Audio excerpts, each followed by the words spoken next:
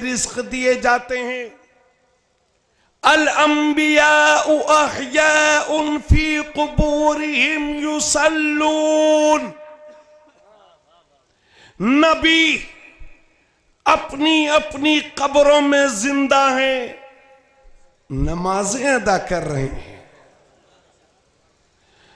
तो हमारे नबी जिंदा हैं, तभी तो मेरा बरेली का इमाम बोलता है कि तू जिंदा है वल्ला, तू जिंदा है वल्ला, मेरे चश्मे आलम से छुप जाने वाले। तो नबी का मिलाद मनाते रहो। और सुनो, हमें आप ये कहते हो कि ये बरेली के आला हजरत की देन है जो जुलूस निकल रहा है। बरेली के आला हजरत से पहले जुलूस नहीं निकलता था। सुनो, शाह वलीउल्लाह मुहद्दिस देहलवी, ये तो आला हजरत से भी पहले के बुजुर्ग हैं।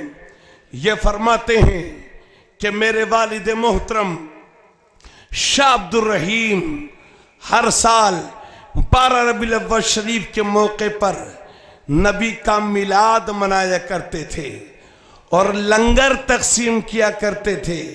शाह अब्दुल रहीम का बयान है कि मेरे वालिद मोहतरम शाह अब्दुल रहीम हर साल लंगर तकसीम किया करते थे। एक साल गरीबी ने आ घेर लिया, तंगदस्ती आ गई, घर में कुछ था नहीं कि नबी के नाम पे लंगर खिलाएं, लोगों को खाना खिलाएं। तो क्या देखते हैं शाह अब्दुल रहीम के घर में भुने हुए कुछ चने रखे हुए हैं। जब 12 रबीउल अव्वल शरीफ की मुक़द्दस तारीख आई तो हज़रत शाह अब्दुल रहीम ने वही चने जो भुने हुए रखे थे नबी की मिलाद के नाम पर नबी के चाहने वालों के दरमियान तकसीम कर दिए। सुभान अल्लाह। तकसीम करने के बाद शाह अब्दुल रहीम जब सोए तो रात में ख्वाब में प्यारे नबी शाह अब्दुल रहीम के घर में तशरीफ लाए और हजरत शाह अब्दुल रहीम सामने हाथ बांधे खड़े हैं। शाह अब्दुल रहीम का बयान है कि मैं क्या देखता हूँ कि मेरे सरकार मेरे घर आए हुए हैं और प्लेट में वही भुने हुए चने रखे हैं और मेरे नबी मुस्कुरा मुस्कुरा के तनावुल फरमा रहे।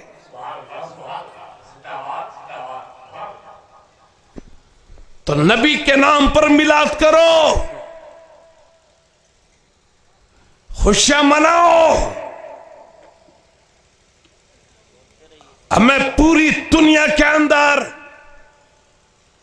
कायद तो बहुत हैं, मगर आमिना के लाल तेरा कोई जवाब नहीं। किसी का जुलूस दुनिया में ऐसा निकलता नहीं जैसे मेरे नबी के नाम पे निकलता है। जोर से बोलो,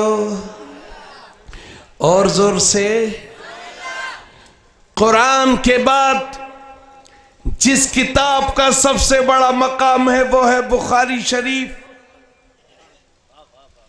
उसी बुखारी की हदीस सरकार का सगा चचा अबू लहब और इतना बड़ा कट्टर दुश्मन रसूल कि जिसकी मजम्मत में पूरे सूरे नाजिल हुई, सूरे तब्बत यदा।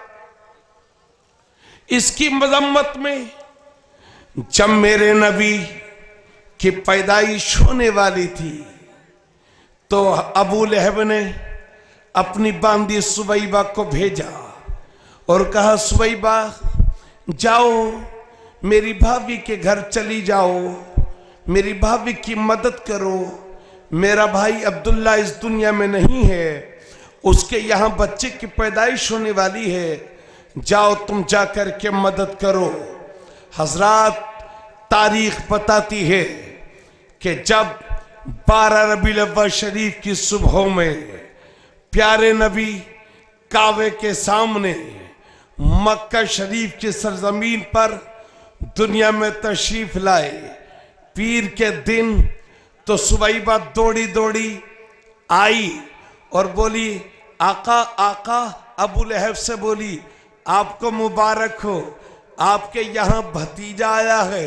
अबू लहब खुश, उंगली उठाई और उंगली उठा कर के कहा सुवैबा जा, मैंने तुझे आजाद कर दिया।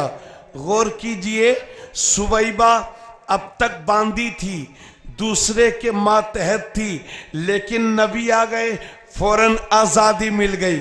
हजरात, यही अबू लहब जब मरा तो नबी के दूसरे सगे चचा हजरत अब्बास ख्वाब में देखते हैं, पूछते हैं अबू लहब क्या हाल है, किस कंडीशन में हो? कारे बस मत पूछो, हाल बेहाल है। इधर देखो आग है, इधर देखो आग है, जिधर देखो आग है, आगे आग पीछे आग, आग ही आग है, हाल तो बेहाल है। मगर एक सुकून की बात यह है कि पीर के दिन जहन्नम में है अबू लहब, वहीं से बता रहा है ख्वाब में कि पीर के दिन जब मुझे प्यास लगती है और मैं तड़पता हूँ तो जिस उंगली को उठा करके नबी की मिलाद में मैंने सुवैबा को आज़ाद किया था उसी को चूस लेता हूँ तो मुझे सुकून मिल जाता है, मुझे आराम मिल जाता है, मेरी प्यास बुझ जाती है। नबी के दीवानों, नबी के मस्तानों, नबी के आशिकों, गौर तो करो कि जब अबू लहब जैसा कट्टर दुश्मन रसूल नबी का मिलाद मनाए तो दोज़ख में फायदा पहुंचे, और हम नबी के गुलाम होकर के नबी का मिलाद मनाए तो क्यों ना हमारी नस्लों की मग़फ़िरत हो जाए।